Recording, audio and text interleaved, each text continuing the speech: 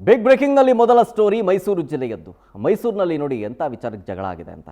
Bike overtake ಮಾಡುವಂಥ ವಿಚಾರಕ್ಕೆ ಅದು ನಟ್ಟ ನಡು ರಸ್ತೆಯಲ್ಲೇ ಮಾರಾಮಾರಿಯಾಗಿದೆ. ಎರಡು ಗುಂಪಿನ ನಡುವೆ, ಎರಡು ಗುಂಪುಗಳ ನಡುವೆ ಜಗಳ ಆಗಿ ಹೊಡೆದಾಟ ಬಡಿದಾಟ ಹಿಗ್ಗಾಮುಗ್ಗ ಗೂಸ ಕೊಟ್ಟಿದ್ದಾರೆ. ಈ ಬಡದಾಡ್ಕೊಂಡಿರುವಂತಹ ವಿಡಿಯೋ ಮೊಬೈಲ್ನಲ್ಲಿ ಸೆರೆಯಾಗಿದೆ. ಈ ಘಟನೆ ಆಗಿರುವುದು ಮೈಸೂರು ಜಿಲ್ಲೆ ನಂಜನಗೂಡು ತಾಲೂಕಿನ ಚಿಂಚನಹಳ್ಳಿಯಲ್ಲಿ. ಈ ಗಲಾಟೆಯಲ್ಲಿ, ಈ ಹೊಡಿಬಡಿ ಹೊಡೆದಾಟದಲ್ಲಿ ದರ್ಶನ್ ಅನ್ನುವ ಯುವಕನಿಗೆ ತಲೆಗೆ ಗಾಯ ಆಗಿದೆ. ಆದರೆ ನೋಡಿ, ಈ ಮಾರಾಮಾರಿ ಸಂಬಂಧ ಯಾವುದೇ ಪ್ರಕರಣ ಕೂಡ ದಾಖಲಾಗಿಲ್ಲ. ಕೌಲಂದೆ ಪೊಲೀಸ್ ಠಾಣಾ ವ್ಯಾಪ್ತಿಯಲ್ಲಾಗಿದೆ ಈ ಘಟನೆ, ಆದರೆ ಕಂಪ್ಲೇಂಟ್ ಮಾತ್ರ ದಾಖಲಾಗಿಲ್ಲ. ಆ ಮಾರಾಮಾರಿ ದೃಶ್ಯ ನೋಡಿ ಇಲ್ಲಿ.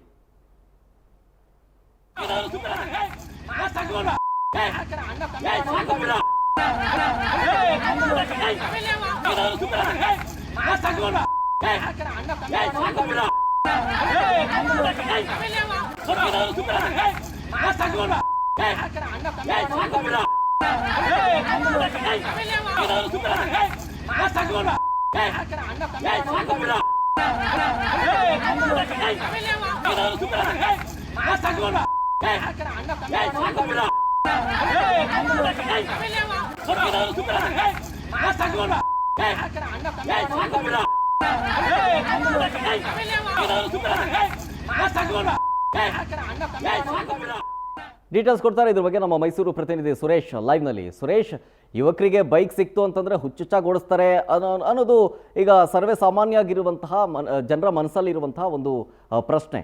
ಆದರೆ ಇಲ್ಲಾಗಿರೋದು ಓವರ್ಟೇಕ್ ವಿಚಾರಕ್ಕೇನ ಅಥವಾ ಯುವಕ ಏನಾದರೂ ಬೇರೆ ಏನಾದರೂ ಕಿರಿಕ್ ಮಾಡಿದ್ದ ಅಂತ?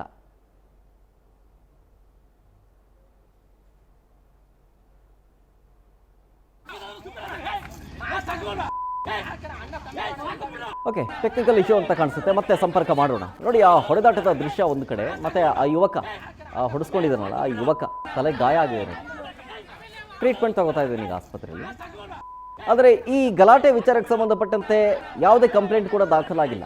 ಯುವಕನ ಕಡೆಯಿಂದ ಯಾವುದೇ ಕಂಪ್ಲೇಂಟ್ ಕೂಡ ಆಗಿಲ್ಲ. ಯಾರು ತಪ್ಪು ಅನ್ನೋದು ಗೊತ್ತಿಲ್ಲ, ಆದರೆ ಓವರ್ಟೇಕ್ ವಿಚಾರಕ್ಕೆ ಅನ್ನೋದು ಅಷ್ಟೇ ಗೊತ್ತಿದೆ. ಮತ್ತೆ ಸಂಪರ್ಕದಲ್ಲಿದ್ದಾರೆ ಸುರೇಶ್ ಲೈವ್ನಲ್ಲಿ. ಸುರೇಶ್, ಯಾವ ವಿಚಾರಕ್ಕೆಲ್ಲ ಗಲಾಟೆ ಆಯಿತು ಅಂತ? ಕೇವಲ ಈ ಓವರ್ಟೇಕ್ ವಿಚಾರಕ್ಕೇನಾ ಅಥವಾ ಬೇರೆ ಏನಾದರೂ ಯುವಕ ಕಿರಿಕ್ ಮಾಡಿದ್ನ ಅನ್ನೋ ಪ್ರಶ್ನೆ.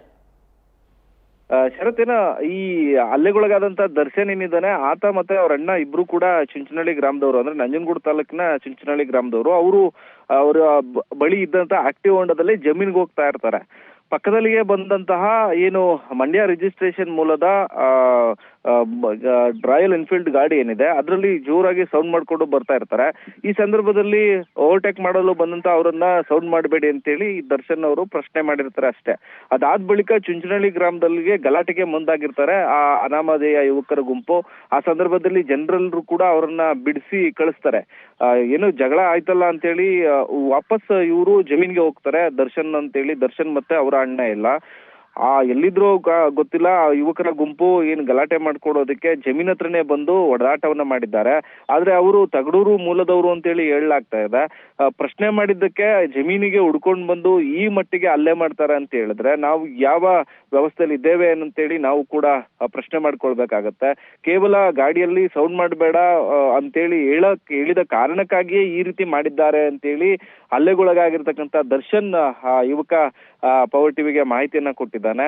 ಈ ಘಟನೆಗೆ ಸಂಬಂಧಪಟ್ಟಂತೆ ಪೊಲೀಸರು ಏನು ಹಲ್ಲೆ ಮಾಡಿರ್ತಕ್ಕಂಥ ಆರೋಪಿಯನ್ನ ಸ್ಟೇಷನ್ಗೆ ಕರೆಸ್ತೀವಿ, ನೀವು ಬನ್ನಿ ಅಂತೇಳಿ ಇವತ್ತು ಇವರಿಗೆ ಹೇಳಿದ್ದಾರೆ ಅನ್ನೋ ಒಂದು ಮಾಹಿತಿ ಲಭ್ಯ ಆಗ್ತಾ ಇದೆ. ಕೌಲಂದೆ ಠಾಣಾ ವ್ಯಾಪ್ತಿಯಲ್ಲಿ ನಡೆದಿರ್ತಕ್ಕಂಥ ಘಟನೆಯ ಹಿನ್ನೆಲೆಯಲ್ಲಿ ಈ ಕೂಡಲೇ ಹಲ್ಲೆ ಆರೋಪಿಗಳನ್ನ ಅರೆಸ್ಟ್ ಮಾಡಬೇಕು ಅನ್ನೋ ಒಂದು ಒತ್ತಾಯ ಕೂಡ ಕೇಳಿ ಬಂದಿದೆ.